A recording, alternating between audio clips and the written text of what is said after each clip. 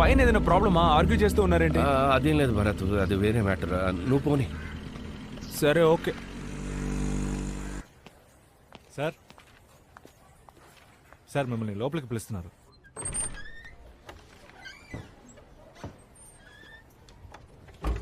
ఆ Devendranath accounts file తీసుకురండి. సరే సార్.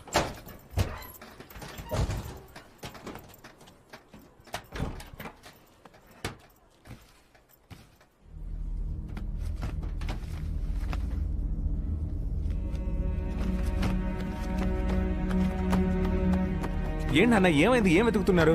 ఒక ముఖ్యమైన ఫైల్ రా, లాకర్లోనే పెట్టాను కానీ ఎక్కడ పెట్టారు? ఎక్కడైనా పెట్టి మర్చిపోయారా ఏంటి? నాకేమి మతి మరి. నువ్వు వెళ్ళరా. ఎందుకు టెన్షన్ అవుతున్నారు? మెల్లగా చూడండి, నేను వెతుకుతాను. ఏంటన్నా ఫైల్ దొరికిందా? అది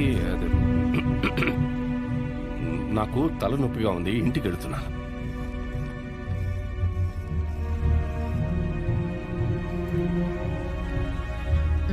రండి. అబ్బాయి వాడికి నేనా బాధ్యుణ్ణి? ఇంకా ఎంతకాలం అని? వాడేమైనా చిన్నపిల్లాడా? వాడికి పెళ్లి కూడా అయింది. బాధ్యత తెలిసిన వాడే. వస్తాడులే.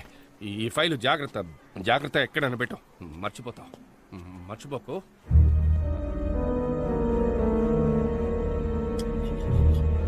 అత్తయ్య, ఆయన ఇంకా రాలేదు. ఫోన్ స్విచ్ ఆఫ్ లో ఉంది. ఆఫీస్ నంబర్ రాసి పెట్టాను, వెళ్ళి ఫోన్ చేయి. వెళ్ళు. హలో, చెప్పండి. భరత్ సార్ ఉన్నారా? బయలుదేరారు మేడం. ఓ, బయలుదేరేసారా? సరే, థ్యాంక్ యూ. ఒక్కరోజు లేట్ అయినందుకు ఈ పిల్ల ఎంత గాబరా పడుతుందో చూడండి. భోంచేస్తారా? ఈయనకేమైందో. మామయ్య అత్తయ్య మీద కోప్పట్టారు. అవునా? ఏం లేదు, ఆఫీస్లో ఫైల్ కనపట్లేదు, అందుకే టెన్షన్గా ఉన్నారు. పో.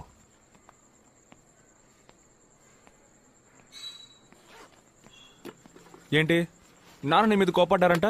వదిలేరా, ఏదో ఆఫీస్ టెన్షన్ అయి ఉంటుంది. ఆఫీసులో టెన్షన్ అయితే నిన్నారు వాళ్ళ. రేయ్ ఊరుకోరా, నీకెందుకు? నువ్వు వెళ్ళు. నీ పెళ్ళం నువ్వు ఇంకా ఇంటికి రాలేదని తెగ బాధపడిపోతుంది.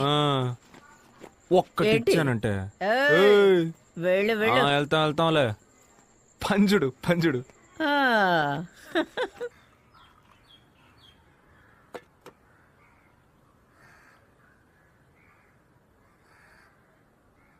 మావయ్య,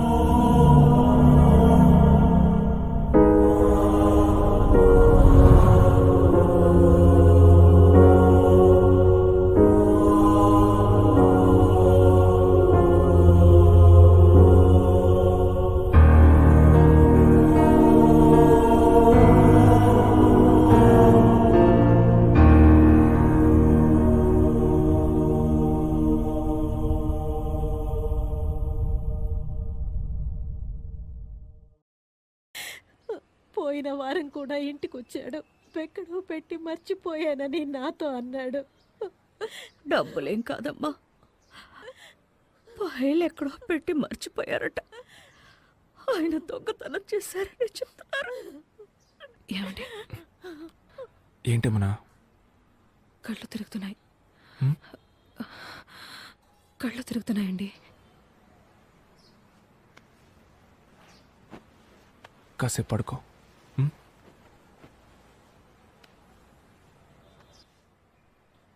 సార్ రండి. సారీ. రండి కూర్చోండి సార్. పర్వాలేదు, నీతో కొంచెం విడిగా మాట్లాడచ్చా? ఫైల్ గురించి నీతో ఏమైనా? లేదు, మా నాన్న అలాంటి వారు కాదు సార్. అయ్యో, ఆయన గురించి నాకు తెలుసు భరత్. ఆయన గురించి తప్పుగా మాట్లాడితే అంతకంటే పాపం ఉండదు.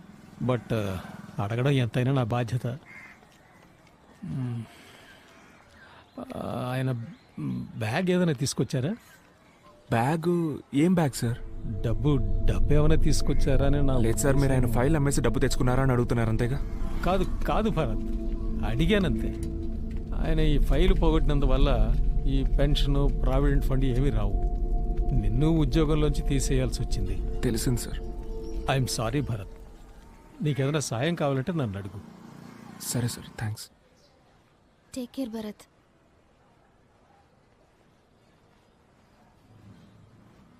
అమ్మ జాగ్రత్తరా. పడుకోలేదా? నేను ప్రెగ్నెంట్ అయ్యాను అనుకుంటాను.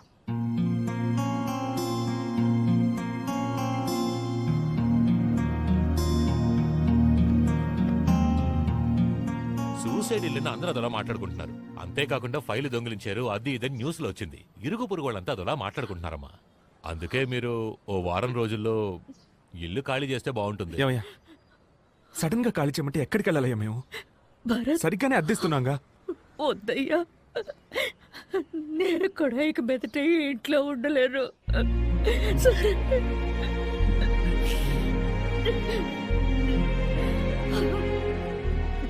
అమ్మ వాళ్ళ ఇంటికి వెళ్దామండి. ఎంత పని చేశారండి ఆయన. పోనీ ప్రాబ్లం ఏంటో చెప్పారా? ఏమీ చెప్పలేదే. చెయ్యను. అమ్మా యమునా, అది అన్నయ్యకమ్మా. ఒక్క నిమిషం వెయిట్ చేయమను, అల్లుడి గారికి వేరే ఇస్తాను.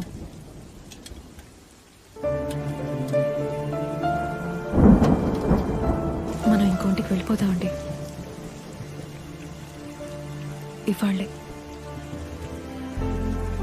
మీకు ఓకేగా? నాన్న లేరు, ఉన్న ఇల్లు లేదు, చేసిన ఉద్యోగం లేదు, అంతా తలకిందులైపోయి ఈరోజు ఎక్కడున్నావు? ఏమైందండి ఇంత లేట్ అయింది? ఏం లేదు, పద. భరత్, యమున ఇంకా భోంచేయలేదు, నీకోసం వెయిట్ చేస్తోంది. ఇద్దరు భోంచేయండి.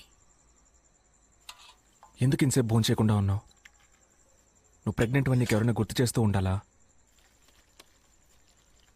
ఇందా భోంచే.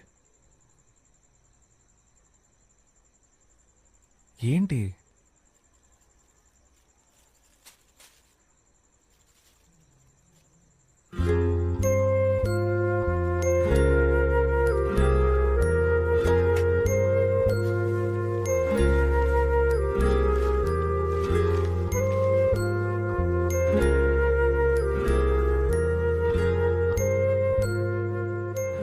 ఇలా డల్గా ఉంటే ఎలా అండి? మేమిద్దరం మిమ్మల్ని నమ్ముకునే ఉన్నాం. నేనెందుకు మా ఇంటి నుంచి వెళ్ళిపోతా అని చెప్పానంటే, నువ్వు కారణం లేకుండా చెప్పవు నాకు తెలుసేమున్నా. మనం అక్కడ ఉన్నప్పుడు ఎవరైనా మిమ్మల్ని ఒక్క మాట అన్నా, చులకనగా చూసినా మీరు బాధపడతారని భయపడ్డానండి. మా ఇంట్లో వాళ్ళందరూ మంచోళ్లే, నాకు వాళ్ళంటే ఇష్టం. కానీ వాళ్ళందరికంటే నాకు మీరిష్టం. నాకు పుట్టపోయే బిడ్డకి నా వాళ్ళందరూ కావాలి. అందుకే నేను నిన్నేమీ అడగలేదు కదేమన్నా. అదే ఇంకా బాధగా ఉంది. మా అమ్మ నుదుటి మీద బొట్టు లేదు. నేను తండ్రిని కాబోతున్నాను, కనీసం నవ్వలేకపోతున్నా. నువ్వు ప్రెగ్నెంట్వి, నిద్రపోవడానికి మంచి చోటు కూడా లేదు. ఏమండి మీరే ఏడిస్తే మరి? నేను ఇవన్నీ భరించలేకపోతున్నానేమన్నా, తట్టుకోలేకపోతున్నాను. మా నాన్న మీతోనే కొంచెం క్లోజ్గా ఉండేవారు. మీతో ఏమైనా చెప్పారా? ఇలా చేసుకోవడానికి ముందు మీకు ఏమైనా చెప్పారా? లేదు భరత్, నాకేం చెప్పలేదు. అంటే ఆ ఫైల్కి సంబంధించి మీతో ఏమైనా చెప్పారా? అలాంటిదేం లేదు.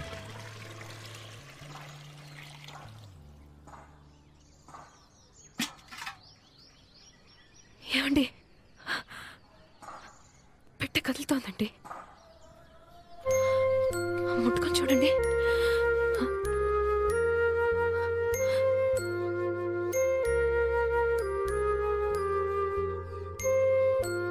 నేను చెప్తున్నానని తప్పుగా అనుకోకండి. మన లైఫ్ ఇప్పుడు మొత్తం మారిపోయింది. ముందులా లేదు, నాకు అర్థమవుతుంది. కానీ అయిపోయిన దాని గురించి ఆలోచిస్తూనే ఉంటే ఎలా?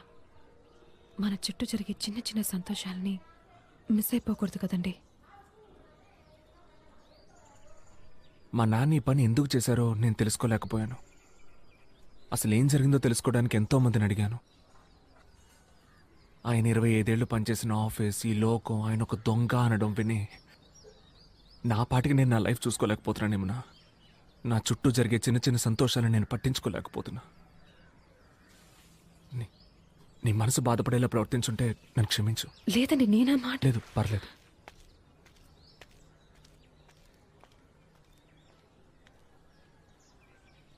ఏమండి, ఒక్క నిమిషం. ఏమండి, కొంచెం ఆగండి. ఏయ్, పిచ్చా నీకేమన్నా? కడుపులో బిడ్డతో ఇలా పరిగెత్తుకుంటూ వస్తున్నావు? నా మీద కోపంతో లంచ్ బాక్స్ వదిలేసి వెళ్ళిపోతున్నారు. అందుకే. నీ మీద కోపడ్డమే నాకు తెలియదేమన్నా. నీ మీద కోపడి ఎక్కడికి వెళ్తాను చెప్పు. మీ వాలకం చూస్తే అలా అనిపించలేదు.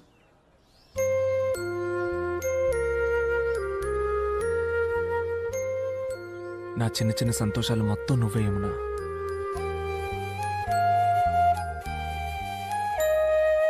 సరేరా.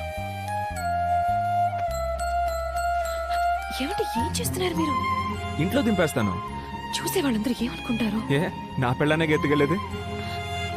సిగ్గేస్తుంది.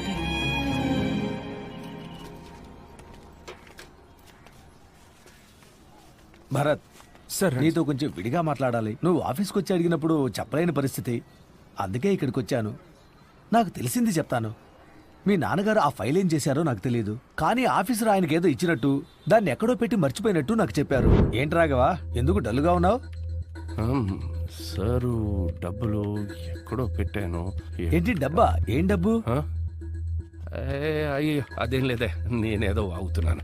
ఇప్పుడేదో డబ్బు గిబ్బన్నా. నేను డీటెయిల్స్ అడగటం మొదలు పెట్టగానే ఆయన మాట మార్చేశారు. మా ఆఫీసర్ గారిని కలిశారంటే ఏదైనా క్లారిటీ దొరకవచ్చు.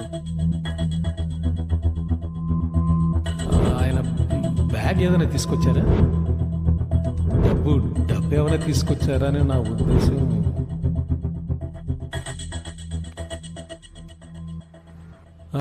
కూర్చో.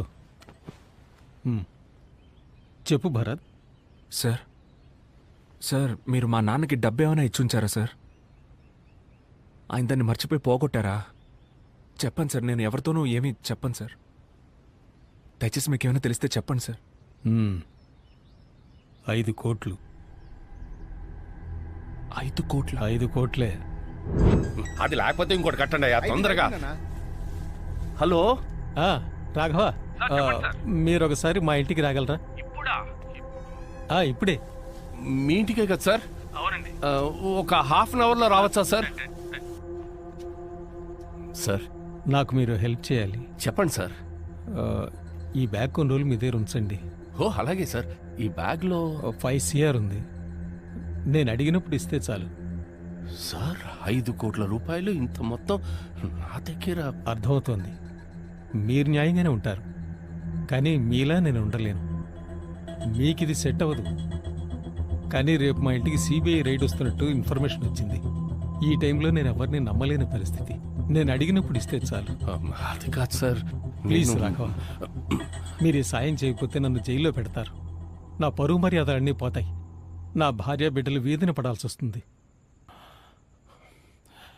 ప్లీజ్ రాఘవ. సరే సార్.